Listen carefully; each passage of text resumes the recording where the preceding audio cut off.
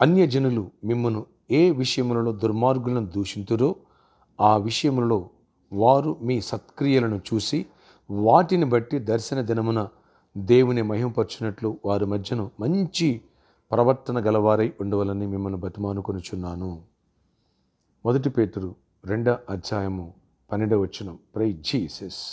ఈరోజు September 2 Monday. Good morning. పరలోకనేస్తున్న సంఘ బిడ్డలకు, ఆత్మీయులకు, దైవజనులకు, ఇతర రాష్ట్రాలు, ఇతర దేశాలు మన ప్రియులందరికీ కృపాక్షేమములు సమృద్ధిగా విస్తరించునుగాక. ఆమేన్.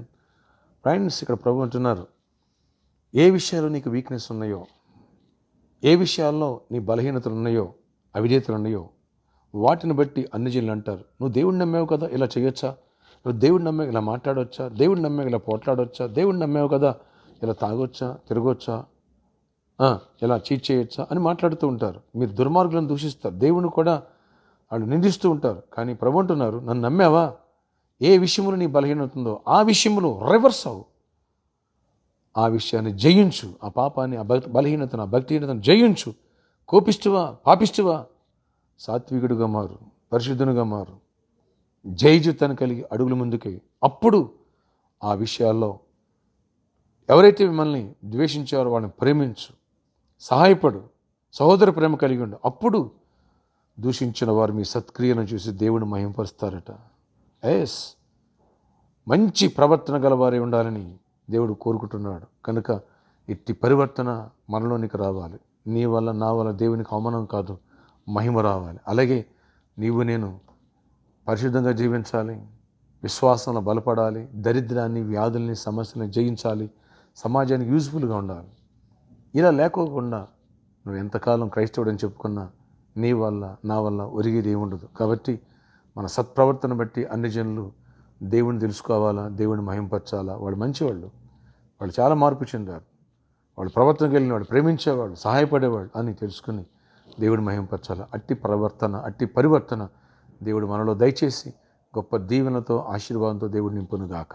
ఆమేన్. అలాగే తెలుగు రాష్ట్రాల్లో చాలా ఫ్లడ్స్, చాలామంది సఫర్ అవుతున్నారు.